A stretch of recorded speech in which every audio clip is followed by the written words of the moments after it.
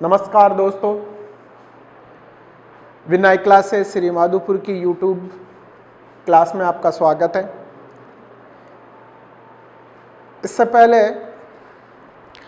अपन ने लास्ट पढ़ा था सिंधु घाटी सभ्यता, और सिंधु घाटी सभ्यता का अपन ने लास्ट देखा था विनाश के कारण। सिंधु घाटी सभ्यता के बाद में जो आपका महत्वपूर्ण टॉपिक चलता है वो है वैदिक सभ्यता। तो सिंधु घाटी सभ्यता के बाद में अपन जो सभ्यता पढ़ने वाले हैं वो आज अपन पढ़ेंगे वैदिक सभ्यता।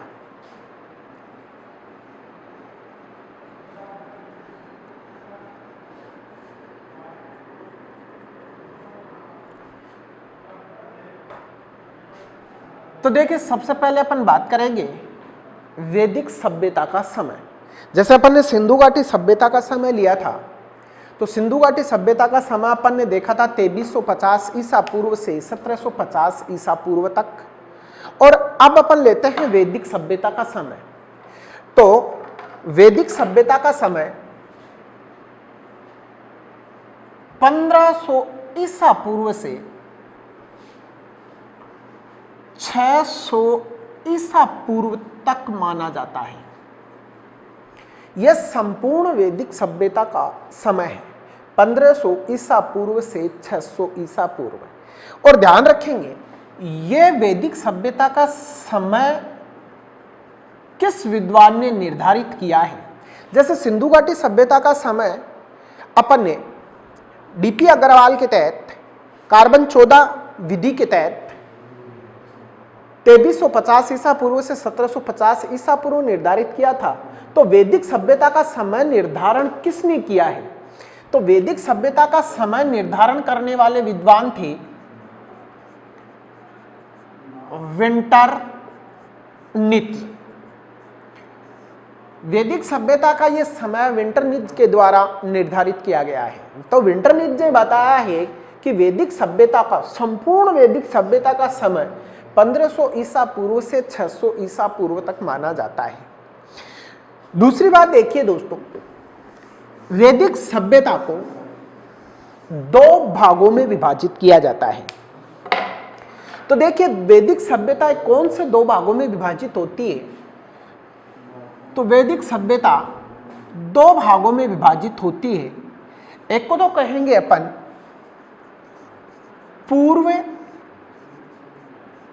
वैदिक सभ्यता, इसी का अपन दूसरा नाम देते हैं ऋग्वैदिक सभ्यता।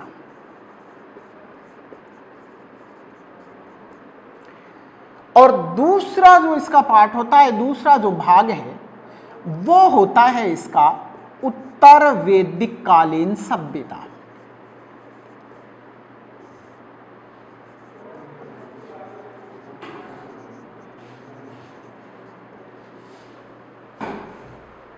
तो वैदिक सभ्यता के दो भाग हैं।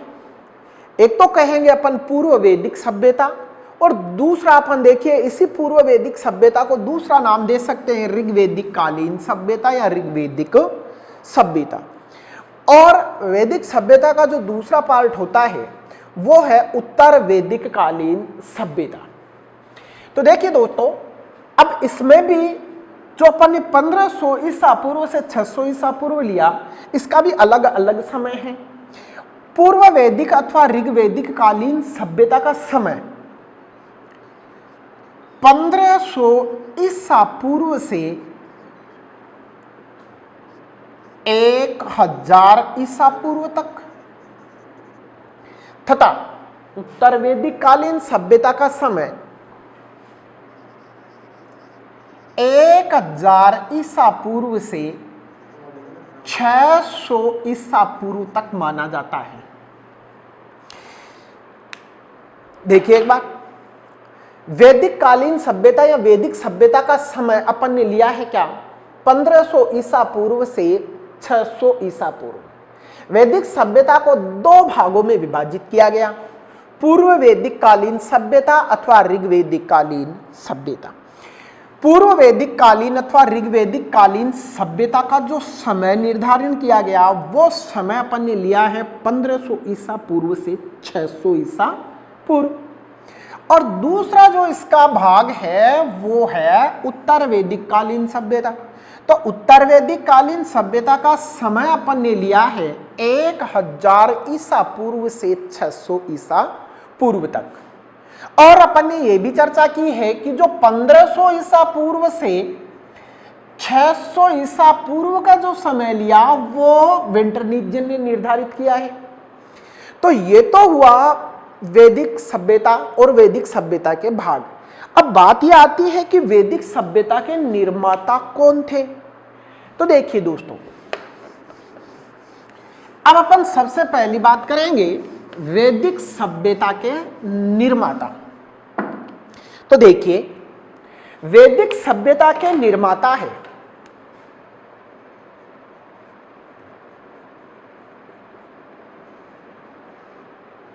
आर्य। वैदिक सभ्यता के निर्माता कौन है? आर्य है। और आर्य का शाब्दिक अर्थ होता है श्रेष्ठ। आर्यों को वैदिक सभ्यता का निर्माता माना जाता है। अब यहां थोड़ा सा विवाद है, विद्वानों में यह विवाद है कि आर्य कहां से आए। तो देखिए, अलग अलग विद्वानों ने अलग अलग स्थानों को आर्यों का मूल निवास स्थान सिद्ध करने का प्रयास किया है। तो इसमें सबसे पहले अपन देखिए बात करते हैं आर्य कहां से आए। तो देखिए दोस्तों, सबसे पहले अपन बात करते हैं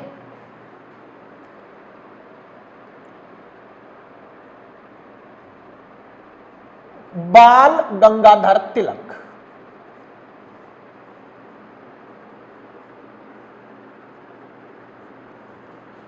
बाल गंगाधर तिलक ने आर्यों का मूल निवास स्थान ध्रुवों को माना है।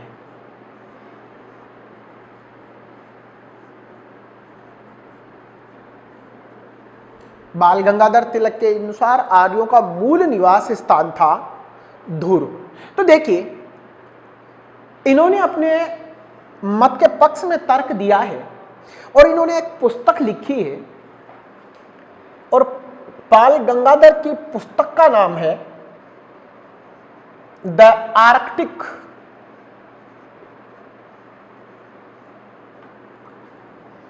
होम ऑफ वेदांत या आर्यंस। बाल गंगाधर तिलक की पुस्तक का नाम है द आर्कटिक होम ऑफ वेदांत। और इस पुस्तक में बाल गंगाधर तिलक ने आर्यों का मूल निवास स्थान ध्रुवों को सिद्ध करने का प्रयास किया है। और इन्होंने कहा है कि आर्यों के ग्रंथों में लंबी रात्रि और लंबे दिन का उल्लेख है। और आप जानते हैं कि 6 महीने के दिन और 6 महीने की रात्रि ध्रुवों पर होती है। तो इस आधार पर बाल गंगाधर तिलक ने आर्यों का मूल निवास स्थान ध्रुवों को माना है। दूसरे विद्वान का नाम लेते हैं। दूसरे विद्वान है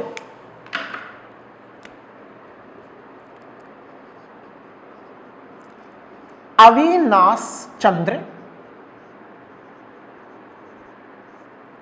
और अविनाश चंद्र के साथ है डॉक्टर संपूर्णानंद। ध्यान देंगे दोस्तों, दूसरा जो मत है वो किसका है? दूसरे वाला मत ले रहे हैं अपन अविनाश चंद्र और डॉक्टर संपूर्णानंद का। इन दोनों ने आर्यों का मूल निवास स्थान सप्त सेंधव प्रदेश, और सप्त सेंधव प्रदेश का वर्तमान नाम अगर अपन बात करें पंजाब। तो अविनाश चंद्र और डॉक्टर संपूर्णानंद ने आर्यों का मूल निवास स्थान सप्त सेंधव प्रदेश को माना है। तीसरे विद्वान की बात करेंगे। तीसरे विद्वान लेते हैं स्वामी दयानंद सरस्वती। तो स्वामी दयानंद सरस्वती ने आर्यों का मूल निवास स्थान तिब्बत को माना है।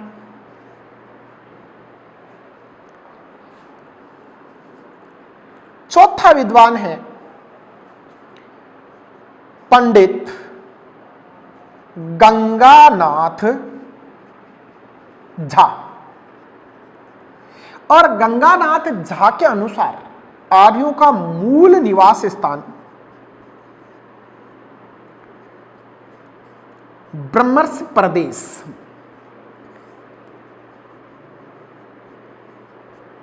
इसको माना है। पांचवें जो विद्वान हैं उनका नाम लेते हैं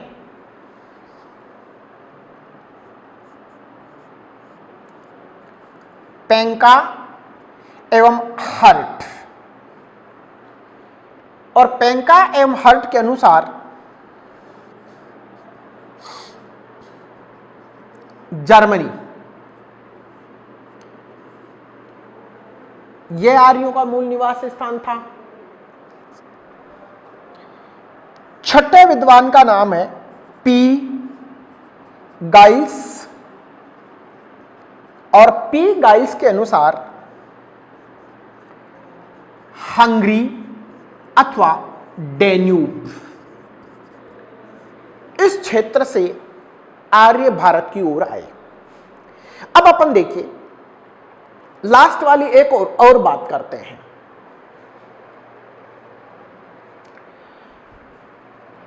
मैक्स मूलर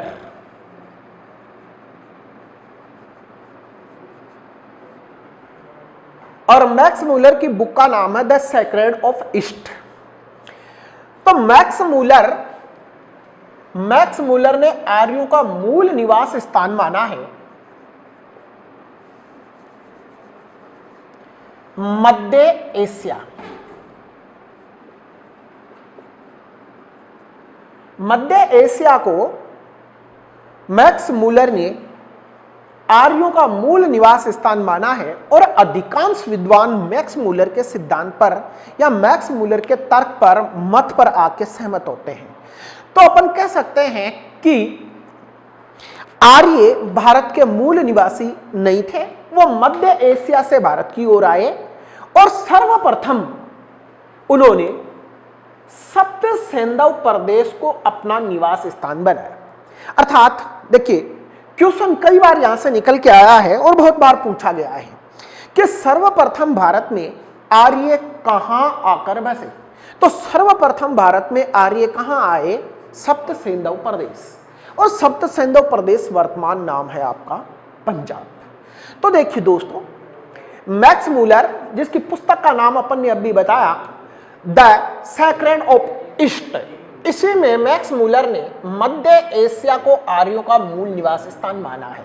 इसके कई तर्क भी हैं।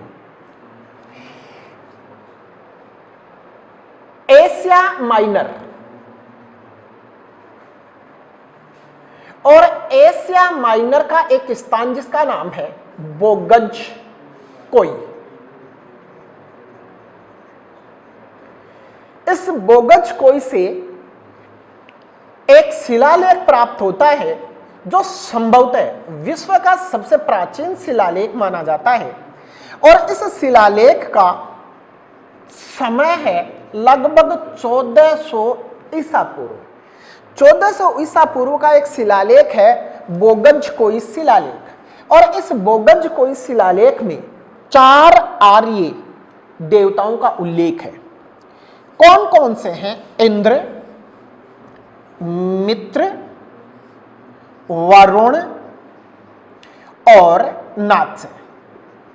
ये 4 देवताओं का उल्लेख किस में हुआ है? एशिया माइनर के बोगज कोई शिलालेख में। जो विश्व का सबसे प्राचीन शिलालेख माना जाता है। इसमें 4 वैदिक देवताओं के नाम हैं, इंद्र, मित्र, वरुण और नास्ते।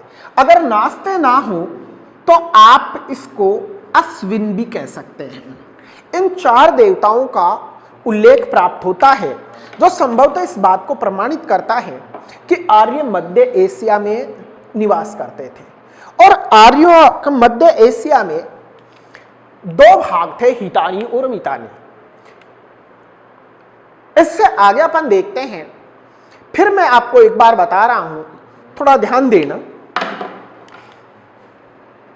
आर्यों के मूल निवास स्थान के बारे में बाल गंगाधर तिलक ने अपनी पुस्तक the Arctic home of Vedas में ध्रुवों को या आर्कटिक प्रदेश को आर्यों का मूल निवास स्थान माना है।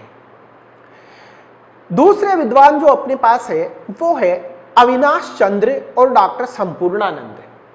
अविनाश चंद्र और डॉक्टर संपूर्णानंद ने आर्यों का मूल निवास स्थान सप्त सेंधव प्रदेश को बताया है, और सप्त सेंधव प्रदेश का वर्तमान नाम है पंजाब। स्वामी दयानंद सरस्वती, तो स्वामी दयानंद सरस्वती ने आर्यों का मूल निवास स्थान तिब्बत को माना है। पंडित गंगानाथ झा ने ब्रह्मर्षि प्रदेश को आर्यों का मूल निवास स्थान बताया है। पेंका एम हर्ट, इन्होंने जर्मनी को आर्यों का मूल निवास स्थान माना है। पी गाइस ने हंगरी अथवा डेन्यूब को आर्यों का मूल निवास स्थान बताया है। लेकिन सबसे मान्य सिद्धांत जो है वो है मैक्स मूलर का सिद्धांत, और मैक्स मूलर ने मध्य एशिया से या मध्य एशिया को आर्यों का मूल निवास स्थान माना है। और एशिया माइनर से बोगचकोई नाम का एक शिलालेख प्राप्त होता है, और इसी शिलालेख में 4 वैदिक देवताओं का उल्लेख है, इंद्र, मित्र, वरुण और नाथ। तो देखिए, वैदिक सभ्यता के निर्माता आर्य थे। आर्य का शाब्दिक अर्थ अपन ने देखा श्रेष्ठ। आर्य कहां से आए, इस पर अपनी चर्चा हुई है। अब अपन बात करते हैं, देखिए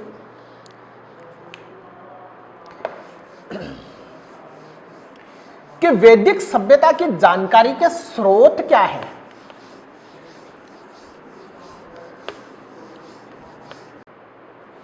तो अब अपन बात करेंगे वैदिक सभ्यता की जानकारी के स्रोत, अर्थात ऐसे कौन से साधन है, कौन से ग्रंथ है जिनसे वैदिक सभ्यता की जानकारी प्राप्त होती है। तो देखिए दोस्तों, वैदिक सभ्यता की जानकारी के जो स्रोत है वो है वेद,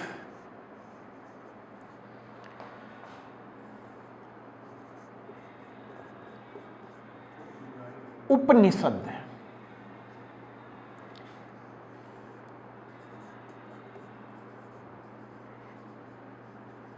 आरण्यक,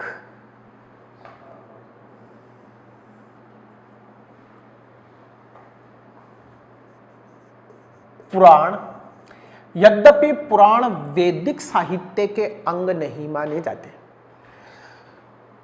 इन ग्रंथों से या इनसे वैदिक सभ्यता की जानकारी प्राप्त होती है।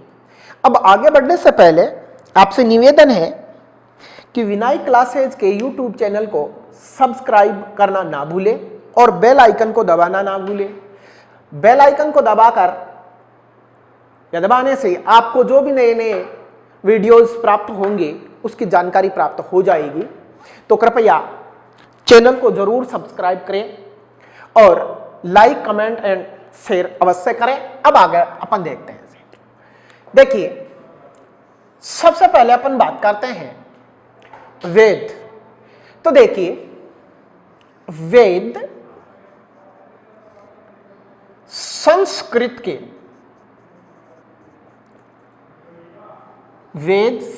के विद धातु से बना है, जिसका शाब्दिक अर्थ होता है ज्ञान अथवा जानना। तो सबसे पहले अपन बात कर रहे हैं, देखो वेद।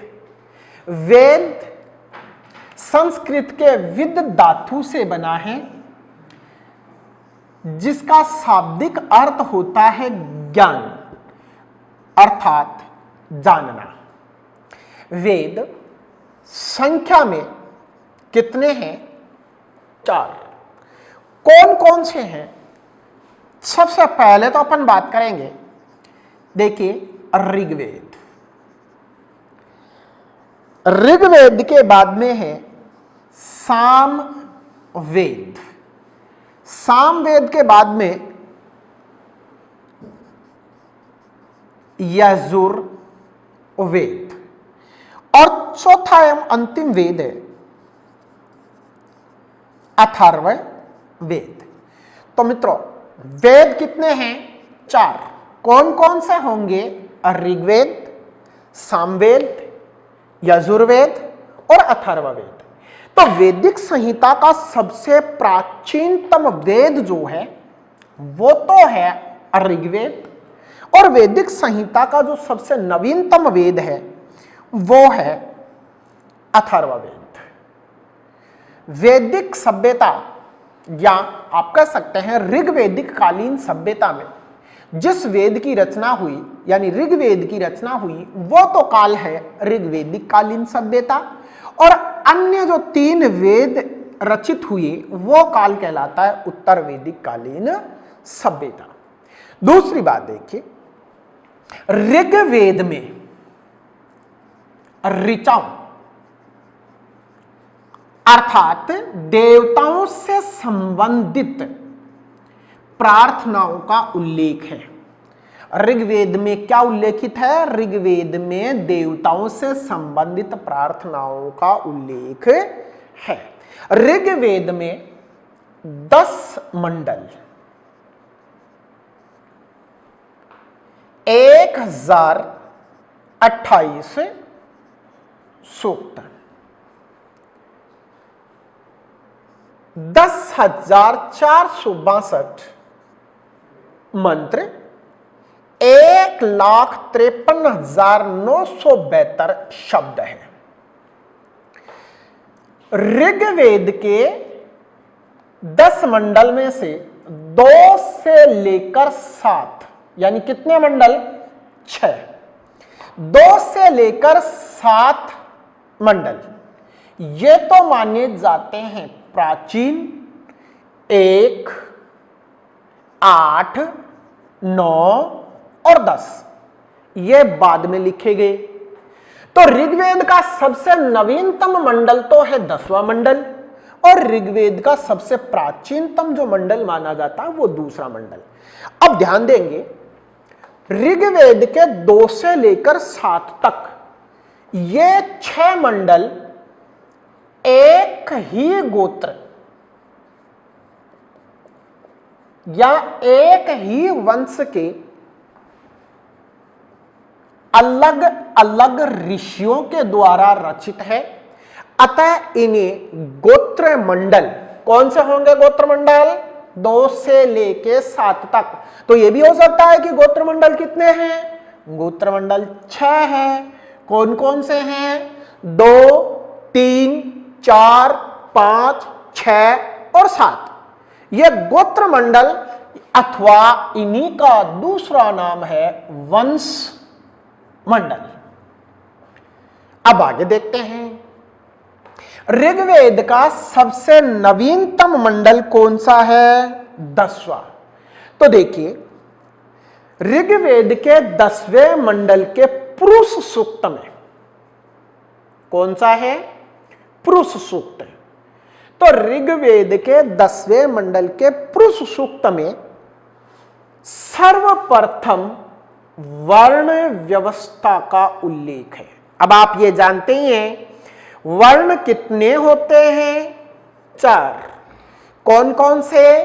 ब्राह्मण, क्षत्रिय, वैश्य और शूद्र।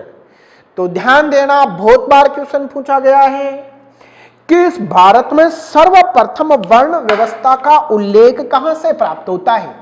तो सर्वप्रथम वर्ण व्यवस्था का उल्लेख ऋग्वेद के 10वें मंडल के पुरुष सूक्त में प्राप्त होता है। दूसरा देखते हैं, ऋग्वेद का 9वां मंडल, ऋग्वेद के 9वें मंडल को सोम मंडल के नाम से जाना जाता है। क्या कहेंगे इसको? सोम मंडल। और इसी सोम मंडल में या 9वें मंडल में एक पर्वत चोटी का उल्लेख भी प्राप्त होता है, और यह पर्वत चोटी थी मूजवंत चोटी, और यह मूजवंत पर्वत चोटी सोम के लिए प्रसिद्ध थी। सोम एक पौधा जिसको पीसकर एक पेय पदार्थ बनाया जाता था, जो देवताओं को अति प्रिय था, इसे कहेंगे सोम रस। और यह सोम को समर्पित होने के कारण ही 9वें मंडल को सोम मंडल कहते हैं। एकमात्र ऐसा मंडल है जो किसी एक को यानी सोम को समर्पित है, और सोम को समर्पित होने के कारण ही इसका नाम है सोम मंडल। ऋग्वेद का 7वां मंडल, दोस्तों ऋग्वेद के 7वें मंडल में भारत के, कई बार क्वेश्चन पूछा गया है कि ऋग्वेद के 7वें मंडल में भारत के प्रथम ऐतिहासिक युद्ध का वर्णन है। तो भारत का प्रथम ऐतिहासिक युद्ध किस मंडल में है? 7वें मंडल में। और देखिए कौन सा युद्ध था भारत का प्रथम ऐतिहासिक युद्ध, जिसे आप कहेंगे दस राज्य युद्ध या दास राज्य युद्ध। तो भारत का पहला ऐतिहासिक युद्ध था दस राज्य युद्ध अथवा दास राज्य युद्ध। देखिए बहुत बार क्वेश्चन पूछा गया है कि दास राज्य युद्ध, दस राज्य युद्ध किस नदी के तट पर लड़ा गया?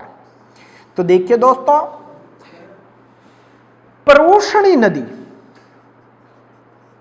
और परूषणी नदी का वर्तमान नाम है रावी। परूषणी नदी रावी नदी के तट पर यह दास राज्य युद्ध लड़ा गया। किस किसके मध्य हुआ? राजा सुदास और 10 राजाओं का संघ, जिनमें 5 आर्य और 5 अनार्य थे। राजा सुदास ने 10 राजाओं के इस संघ को पराजित किया। युद्ध का कारण था राजा सुदास ने अपने पुरोहित को, जिनका नाम था विश्वामित्र, विश्वामित्र को पुरोहित पद से हटाकर वशिष्ठ को अपना पुरोहित नियुक्त किया। यही इस युद्ध का कारण था। और विश्वामित्र ने राजा सुदास के विरुद्ध 10 राजाओं का संघ तैयार किया। यह भारत का प्रथम ऐतिहासिक युद्ध है।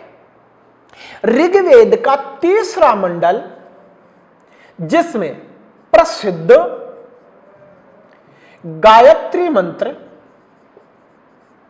और पहली बार ओम शब्द का उल्लेख प्राप्त होता है।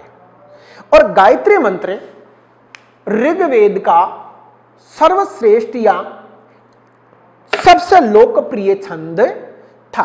गायत्री मंत्र सवित, सूर्य, सविता देवता को समर्पित है। इस तरह से इन 10 मंडलों का वर्णन प्राप्त होता है। तो ध्यान दीजिए, देखिए ऋग्वेद में 10 मंडल, 1028 सूक्त,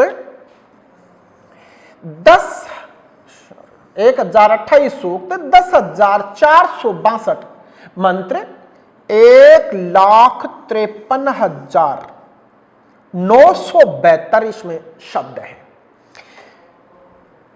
2 से लेके 7 तक ये सबसे प्राचीन मंडल माने जाते हैं। 1, 8, 9 और 10 ये बाद में जोड़े गए। तो ऋग्वेद का सबसे नवीनतम मंडल तो है 10वां, और सबसे प्राचीनतम मंडल है दूसरा। दूसरे पर ने बात की, देखिए ऋग्वेद में देवताओं से संबंधित प्रार्थनाओं का उल्लेख है। ऋग्वेद इसका उपवेद, ऋग्वेद का उपवेद है आयुर्वेद, और आयुर्वेद के जनक थे भगवान धन्वंतरी। ऋग्वेद का पुरोहित जो था, ऋग्वेद के पुरोहित को कहेंगे होता, होताया अथवा होत्री। यह ऋग्वेद का पुरोहित था। ऋग्वेद के 10वें मंडल की चर्चा की अपन ने, तो ऋग्वेद के 10वें मंडल में पुरुष सूक्त में सर्वप्रथम भारत में वर्ण व्यवस्था का उल्लेख मिलता है। वर्ण कितने होते हैं? वर्ण 4 होते हैं, ब्राह्मण, क्षत्रिय, वैश्य और शूद्र। लेकिन इस काल में जो ये आपकी वर्ण व्यवस्था है, यह जन्म आधारित ना होकर कर्म आधारित थी। ऋग्वेद का 9वां मंडल पूरा का पूरा सोम को समर्पित है, अतः इसे सोम मंडल के नाम से जाना जाता है। और इसी मंडल में एक पर्वत चोटी मूंजवंत का उल्लेख है जो सोम के लिए प्रसिद्ध थी। ऋग्वेद के 7वें मंडल की बात कही अपन ने, तो ऋग्वेद के 7वें मंडल में भारत के प्रथम ऐतिहासिक युद्ध 10 राज्य युद्ध अथवा दास राज्य युद्ध का वर्णन मिलता है, जो कि राजा सुदास और 10 राजाओं के संघ के मध्य लड़ा गया। कौन सी नदी? प्रूष्णी, या वर्तमान नाम है इसका रावी। और युद्ध का कारण मैंने आपको बताया कि राजा सुदास ने अपने पुरोहित विश्वामित्र को उठाकर वशिष्ठ को अपना पुरोहित बना लिया। यही इस युद्ध का कारण था। ऋग्वेद के 3रे मंडल में अपन ने प्रसिद्ध गायत्री मंत्र और ओम शब्द की चर्चा की है। अब आगे अपन देखते हैं दूसरे नंबर का वेद, जो कि है सामवेद। तो अगला अपन ले रहे हैं सामवेद।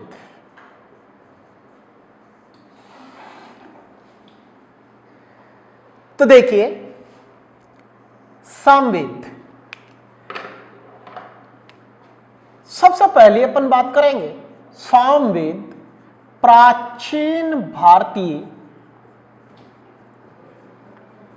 संगीत। प्राचीन भारतीय संगीत का जनक कौन सा वेद है? सामवेद है। दूसरी बात देखिए, सामवेद जिसमें पहली बार आपके 7 स्वरों का उल्लेख है। स्वर वो वाले नहीं है, आपके वोवल्स वाले स्वर नहीं है, ये स्वर सा रे गा मा पा धै नी सा, इसकी बात कर रहा हूं।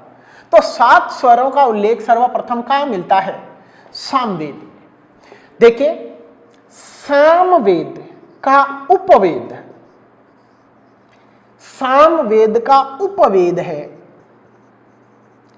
गंधर्व वेद। और गंधर्व वेद का जनक माना जाता है नारद जी को। दूसरा आगे देखते हैं, पुरोहित। इसका पुरोहित है उद्गाता, अर्थात जो सामवेद की प्रक्रियाओं को पूर्ण करवाता है वो है उद्गाता। इसके अलावा आगे अपन बात करेंगे, अभी इनके ब्राह्मण ग्रंथ और भी बचते हैं, इनकी चर्चा आगे करेंगे। तीसरे नंबर का वेद लेते हैं अपन। तीसरे नंबर का वेद है यजुर्वेद। तो देखिए, सर्वप्रथम तो बात करेंगे कि यजुर्वेद में क्या है। तो यजुर्वेद में यज्ञ करने की